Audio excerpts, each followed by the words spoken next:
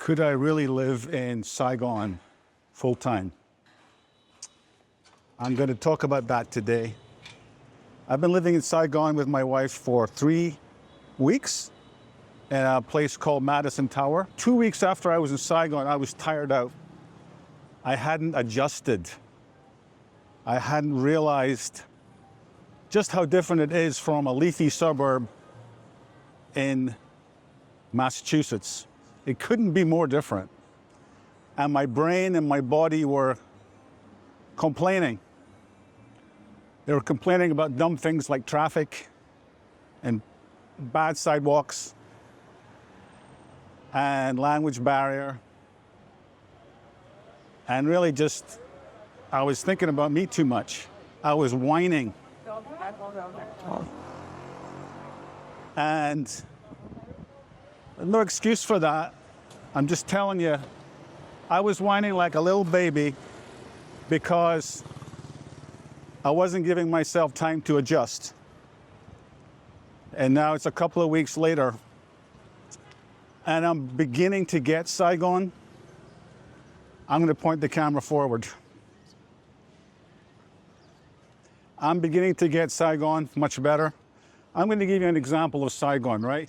This is a development, a big development that's going to be a nice residential luxury condominium set. It hasn't been worked on since I've been here anyway. I suspect that it was conceived before COVID and it was started maybe 5 years ago, and they got the basic structure going and then they ran out of money and it's been put on hold. It's very interesting that in this nice neighborhood, you've got a mixture of very old buildings and you got some newer structures, and they were going to build this very futuristic looking thing. The reason I'm talking about it is while it's on hold, there's no workers here. So this abandoned site, people are entrepreneurs. They will set up a stall and this place, it gets filled up every day and nothing gets to waste. And until this construction site is restarted, people are going to be here making use of the facilities. This is a little shack making food every day. And I'm sure eventually they'll come back to this place and they'll build in it. But right now it's on hold.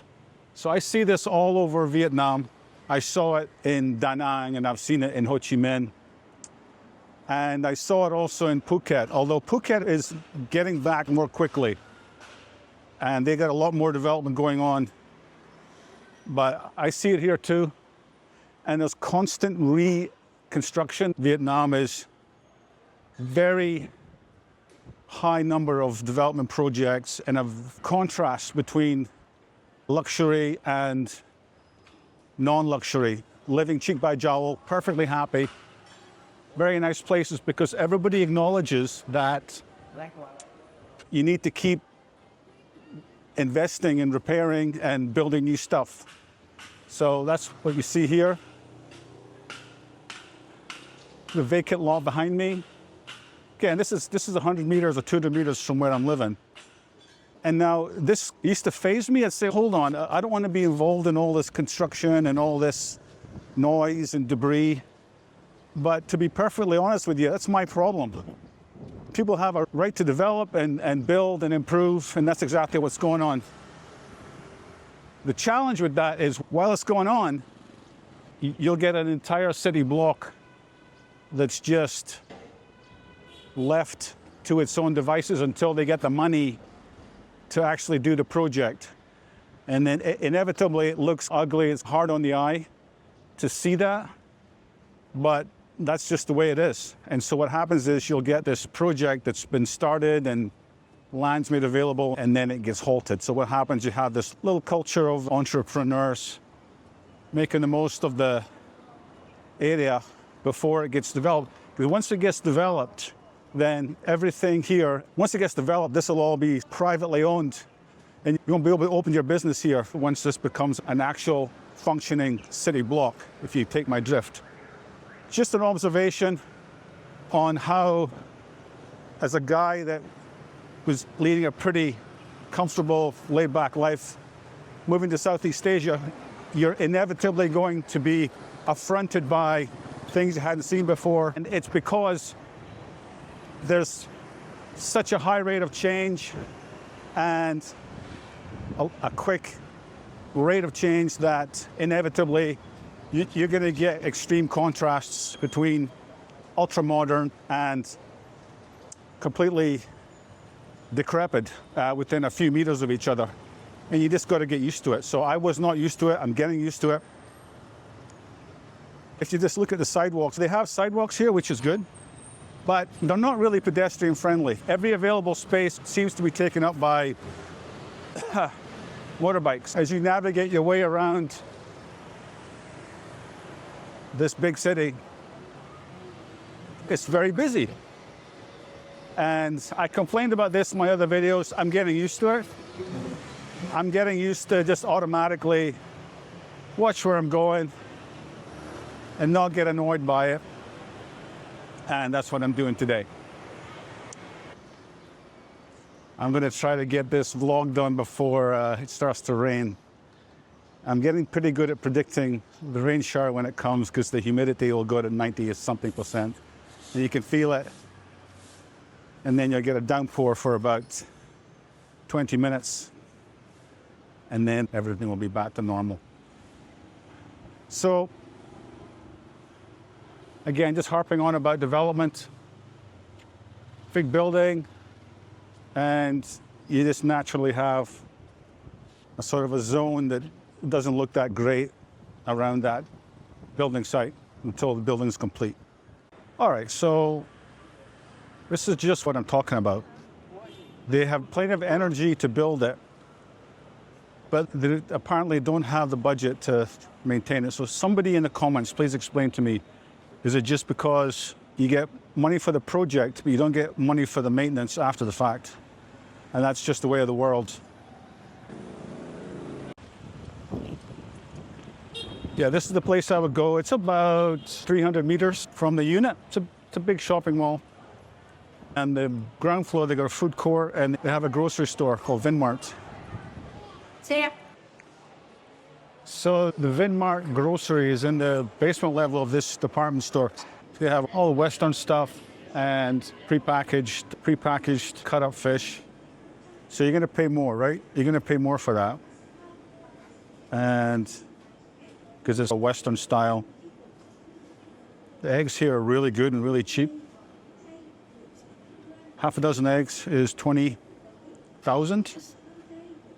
So I'll convert that later. I heard there's an egg price crisis going on in America. So yeah, you get all your proteins here and a big selection of veggies and fruit. So I find it a nice, comfortable, air-conditioned. Let me know if anybody knows what that is. It's a stinky fruit. I think some of you might know what that is. It's a very polarizing fruit. And you got a very good selection of beers. And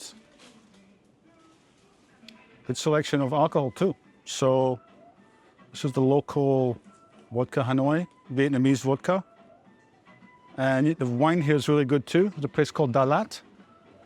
And they produce some very excellent Vietnamese wines at very affordable prices. So yeah, so that's the local Vinmart. That's where I would go to do my weekly shop. And it's a little bit busy, I guess. Sunday afternoon, people do their shopping. I think coming here, especially on this trip when we're doing a Southeast Asia slow travel, going country to country, taking puddle jumper flights on Air Asia for about $100 a pop each. Get us from Thailand, Malaysia, Vietnam, Bali, and Philippines coming soon. It's a nice way to do a sampling, the sampler play. To be honest with you, I was pretty harsh at the beginning, but starting to get the vibe now. So I really like this location. It's peaceful, relatively speaking. It's mostly developed, although there is going to be some more development coming. It's affordable. If you get a 12-month, you can get it for under $1,500 for a 2-bedroom. I wouldn't say it's luxurious, but it's very comfortable. I have another video showing you the unit that I'm staying in. Once you get over the culture shock of being in a completely different country, which I had never been to Vietnam before, you begin to appreciate the good things and the not so great things. They get a bit blurry and you don't see them as much as you did when you first got here. That's the nature of things, right? I've noticed that in other places as well. The imperfections, they gloss over them and then you become desensitized to them, which is normal.